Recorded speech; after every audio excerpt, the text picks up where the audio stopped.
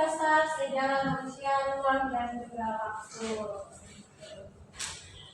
Oke, sebelum itu, nah kita masuk ke kegiatan pendahuluannya. Nah, tujuan pembelajaran yang Ibu gunakan pada siang hari ini yaitu peserta didik mampu menjelaskan dan juga memahami hubungan mengenai konsep manusia, ruang, dan waktu dalam kajian ilmu sejarah dengan tepat. Jadi metode yang Ibu gunakan pada hari ini adalah cara tanya jawab dan juga ada diskusinya nanti. Nah, anak-anak nanti siap-siap ya, ada tugas diskusi dari Ibu.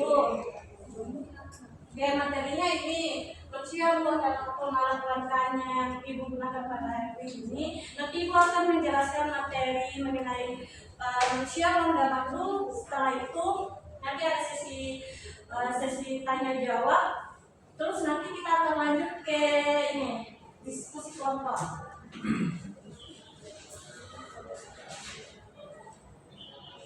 Oke, kita masuk ke pertanyaan pemantik nih sebelum kita masuk ke materi ini.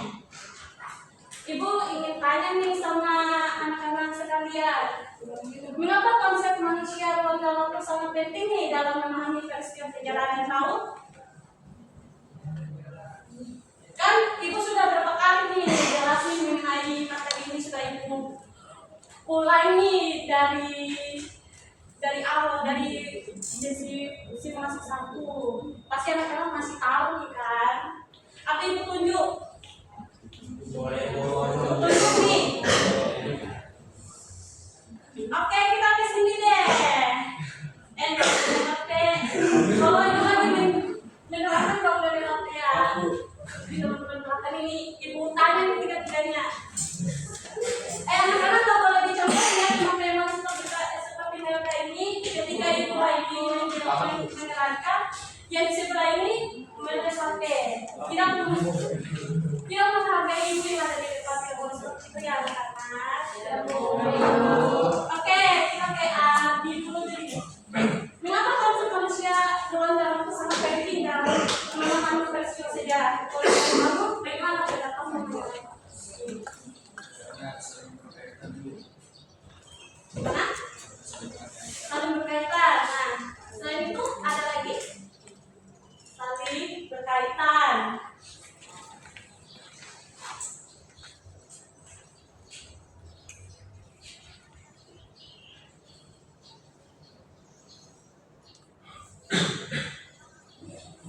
Oke, ada lagi? Lama deh. Itu pertanyaan gue. Iya. Mengapa konsep manusia, ruang, dan waktu sangat penting dalam memahami sejarah? Karena biar tahu kronologi, bisa biar tahu kapan kira-kira terjadi runtutan. Kalau dalam saling berkaitan, saling berhubungan.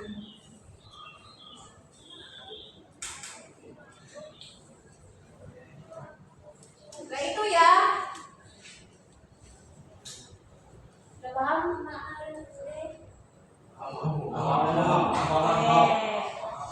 Oke, kita masuk ke konsep manusia dalam sejarah. Nah, konsep manusia dalam sejarah itu adalah manusia sebagai unsur yang paling penting. Kenapa? Karena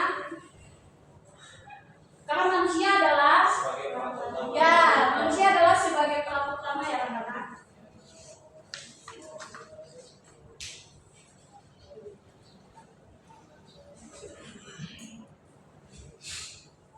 Sebagai pelaku,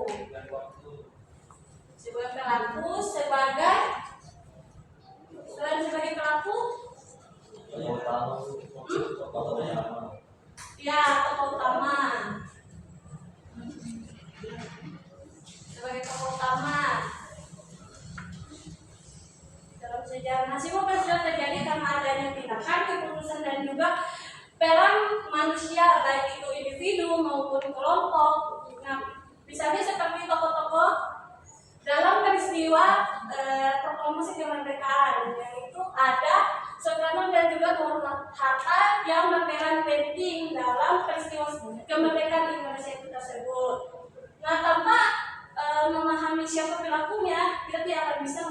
tujuan, latar belakang dan juga dampak dari peristiwa tersebut. Nah, ini manusia itu sangat penting ya dalam sejarah. Kalau mereka yang menciptakan, mereka juga yang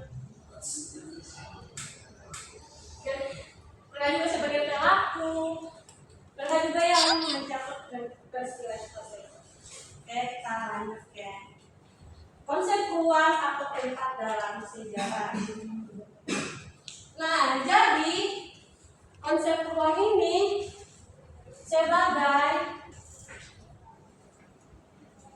sebagai tempat terjadinya suatu peristiwa.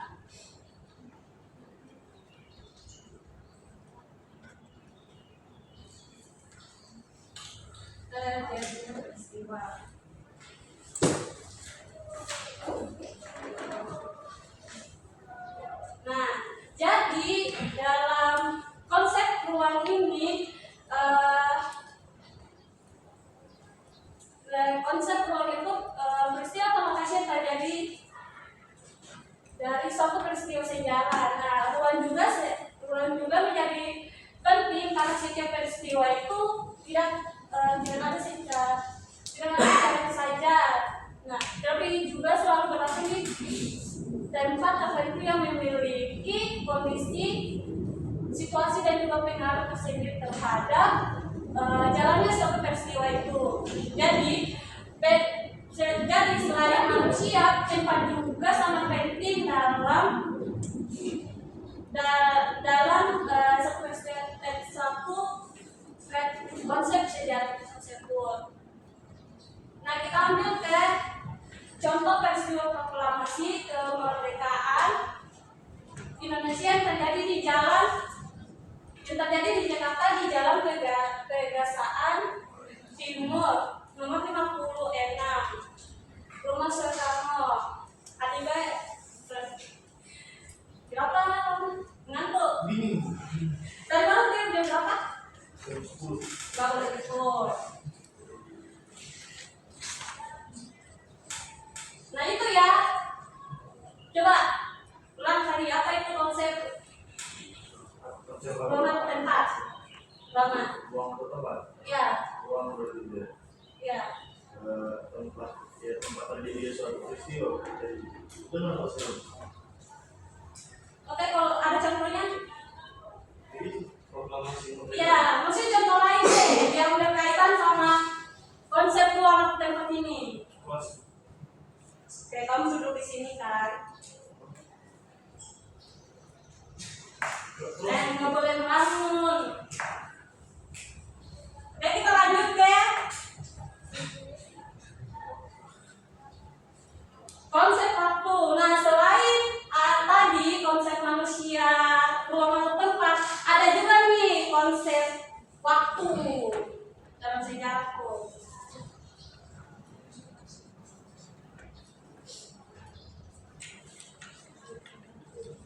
Waktu sebagai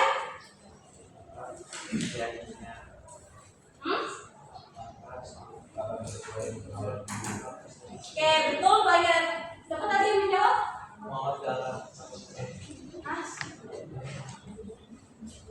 Baik, betul banyak ya apa yang di jawaban atas sekarang tadi sebagai tempat terjadi suatu peristiwa. Kapan peristiwa terjadi? Oke, berarti aku seperti ini ya teman-teman. Kalau ibu nanya terus setuju kita menjawab. Kalau sekali ya jawabannya.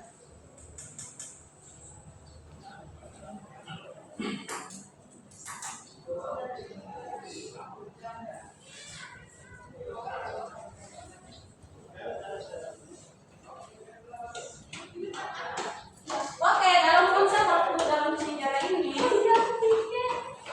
cara kita memahami bahwa setiap peristiwa terjadi dalam urutan tertentu yang disebut dengan kronologi. Ya, yang membantu kita untuk bisa melihat kapan suatu peristiwa itu terjadi, teman-teman. Nah, selain itu prosesnya berlangsung dan juga dampak apa yang didapatkan di masa berikutnya.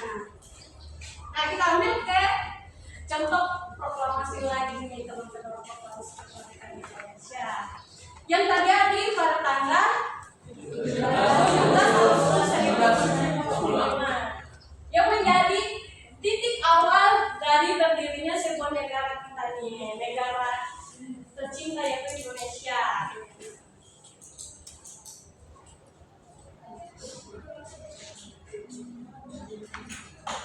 Ini ya. Nah, udah tahu kan kalau dalam sejarah itu memiliki 3 konsep. Apa saja tadi?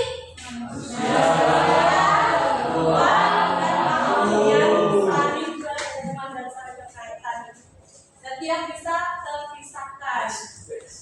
Kalau tidak ada ketiga konsep itu sejarah itu tidak ada.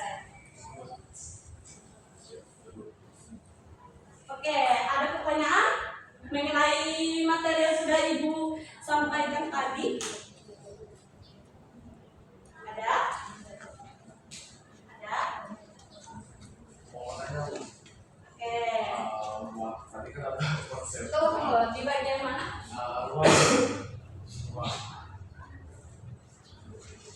Nah, itu kan konsep ruang sebagai tempat terjadinya suatu peristiwa.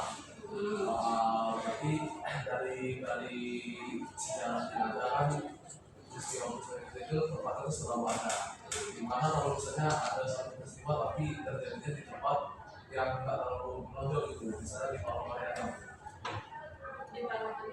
Nah, sudah Di Palembang itu yang tidak bisa proses sama sekali itu kan tidak dijangkau oleh manusia. nah ya itu analoginya itu misalnya kalau tempatnya itu aku gini aja misalnya tempatnya zaman dulu ada tapi zaman sekarang sudah hilang itu masih bisa masuk atau enggak? Misalnya Daniel, ini kawan bagaimana nih kalau kita seperti ini? Kata aku kemana pun lagi? Nyanyi ulangnya dulu. Gara-gara kamu lah pertanyaannya teman kamu tidak.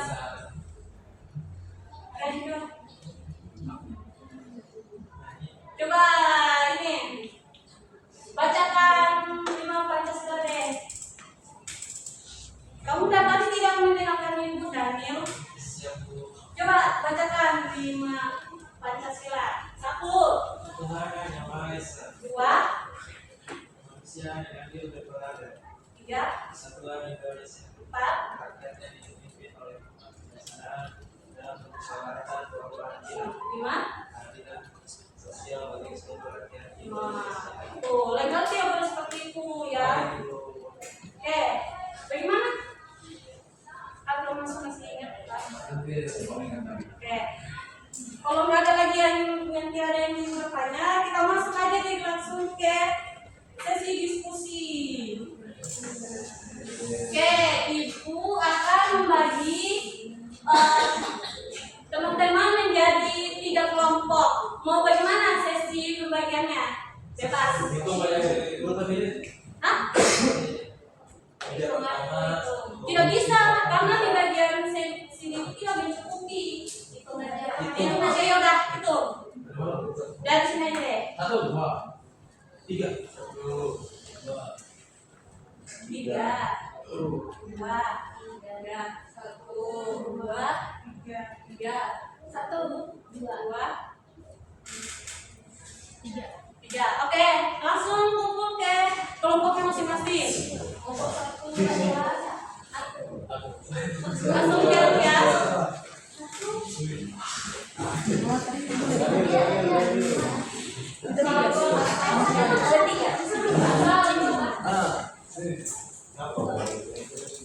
Orang sampai 2 kan? 1. Oh iya 1. 2 kamar.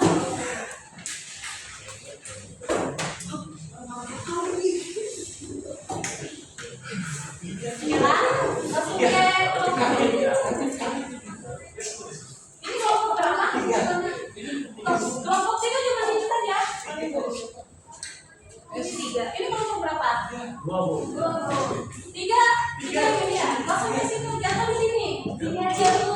Ayo laki-laki yang punya apa? Mana? Itu pas ini. Ayo punya. Daniel kalau boleh gitu Daniel. Oh, pas.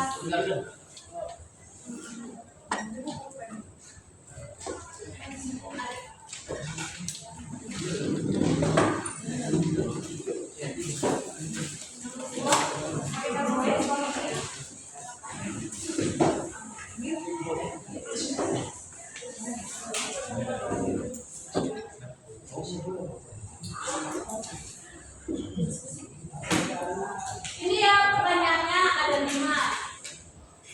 Nanti kalian tuh ibu sudah bagi menjadi 2 kelompok dan 3 kelompok. Nah, dengan kelompok itu tulis nama kelompok, harus ketua kelompok dan juga anggotanya. Ya. Jangan lupa nama kelompok, nama ketua dan juga nama anggotanya juga. Ini pertanyaannya pada 5. Langsung dibaca ya. Apa? Ya, yang untuk nomor 5 ini dari kasus contoh peristiwa sejarah itu kalian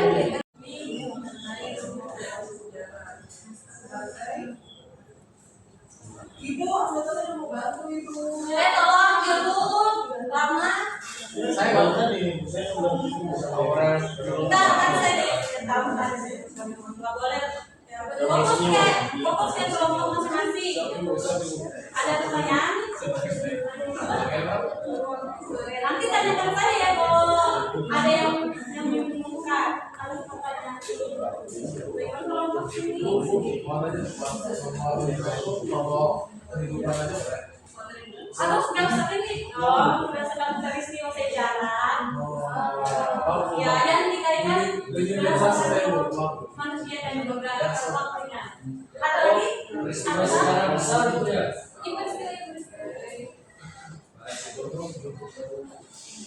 Ayo Daniel, bantu temannya.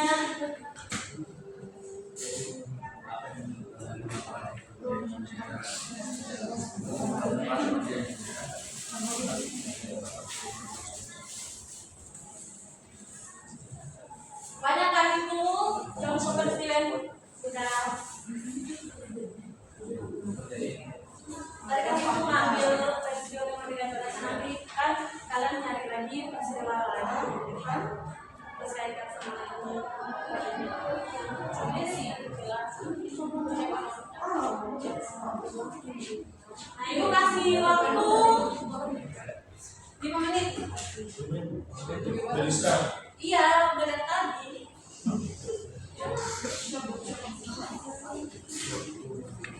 Ibu soalnya ditulis loh Bu. Gak usah, langsung jawaban aja. Terus yang masuk.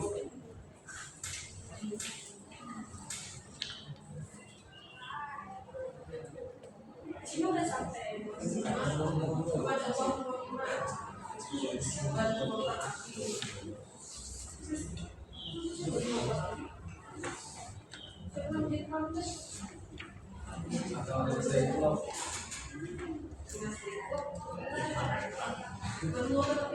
Sini ada yang mau ditanyakan? Atau pertanyaannya masih dibingungkan? Ibu, kepala saya dicuri-curi sama ini. Oh, mau baca. Gak boleh gitu ya. Dalam kelompok itu harus ada kerjasamanya. Gak boleh cuma satu orang aja yang kerjakan. Nanti kasih lagi ke teman yang lain tuh. Asal bantu. Nanti berpikiran ya. Yang buat mandi, jangan pemandi apa? Gak boleh cuma dibebaskan satu orang aja ya. Bentar-bentar temannya itu cepat nulisnya. Terus diajarin atau tulis, gak boleh gitu. Nanti kasih aja lagi. Ini kan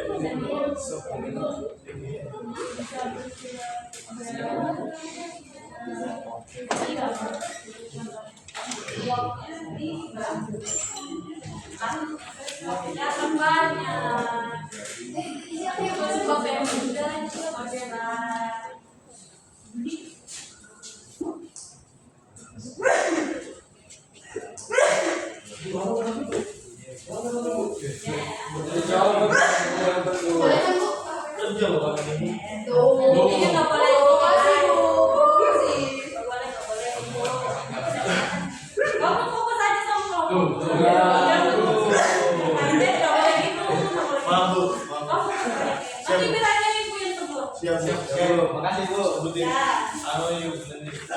Bu, kami sudah selesai, Bu. Oh sudah, oke tunggu teman yang lain ya. Kelompok solid. Kelompok satu nyontek Bu. Oh, dapat siapa nyontek? Penting. Oke sini berarti kerjasamanya udah bagus. Luar biasa. Ya kan? Cuma di dalam di satu kelompok saja. Betul, Bu. Semuanya kerja. Tuh. Ada dia. Jadi, Bukan di sini ingin mengetes pemahaman kalian, bukan mengetes belum. Pulang. kalau nggak mau nggak selesai nih. Tolong dia, Bu. Gak boleh gitu ya, Pel. Oke. Ibu, kalau saya berisik banget. Ya gak boleh gitu kan. Coba dia menanti kelompok lain dulu. Kalau sudah selesai, Sini udah. Lagi, oke, lagi. Bahasa baru. Satu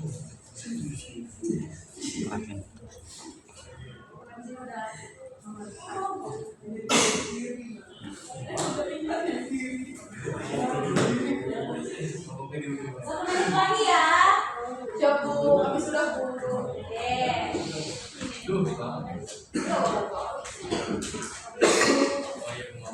Siapa yang baca?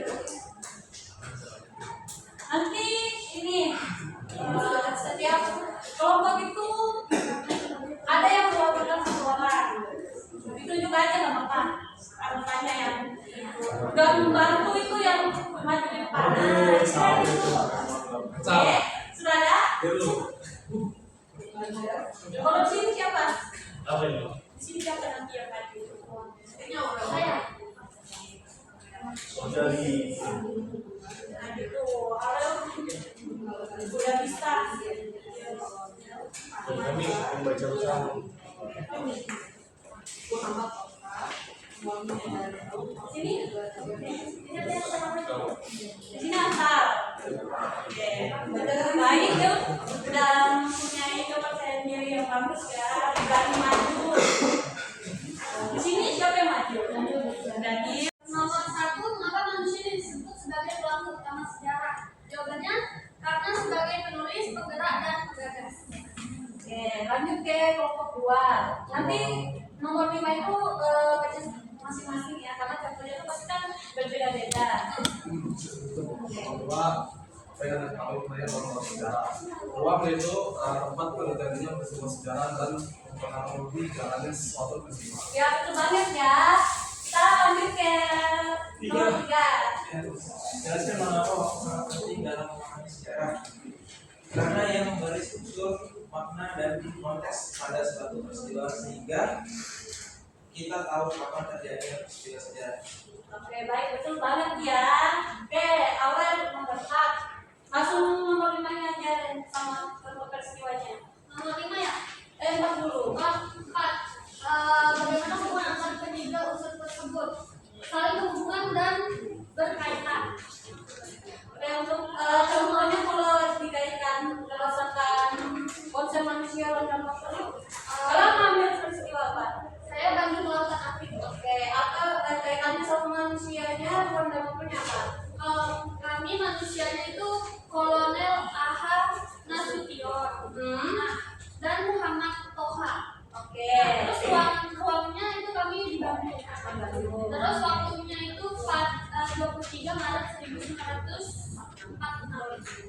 Betul banget. Beri aplaus. Oke, lanjut dulu ke asal.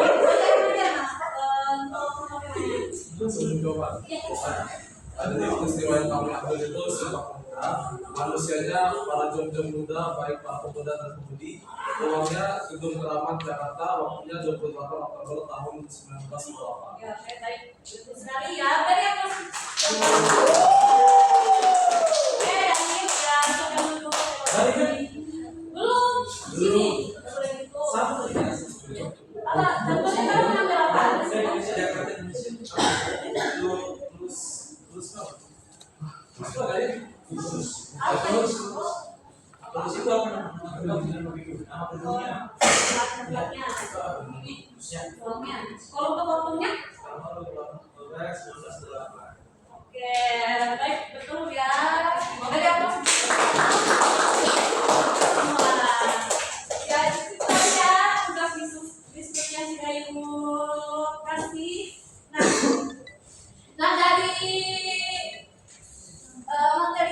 sudah ibu jelaskan dan dari diskusi yang sudah ibu kasih ke kalian, ada nggak yang bisa kasih kesimpulan? Oke, ibu lihat nih, sampai yang galak, nggak boleh oke. Nah, coba simpulkan dulu dari pembelajaran dan diskusi yang sudah lakukan. Apa yang kamu ketahui? Yang bisa saya simpulkan Ibu, sejarah itu sangat berkaitan dengan manusia, ruang dan waktu, manusia sebagai pelaku utama, ruang sebagai tempat kejadian, waktu sebagai kapan peristiwa itu bisa terjadi. Semuanya sangat berkaitan. Betul sekali ya, dalam konteks sejarah itu memiliki 3 konsep, yaitu manusia sebagai pelaku utama, ruang sebagai tempat terjadi suatu peristiwa, dan juga waktu sebagai kapan peristiwa itu terjadi. Jadi ketiga konsep itu saling berkaitan dan saling tidak bisa terpisahkan sekali. Oke, dari ya sampai di sini dulu ya materi yang bisa ibu sampaikan. Terima kasih kepada anak-anak sekalian yang sudah mau mendengarkan ibu dan sudah ikut berpartisipasi. Ibu ucapkan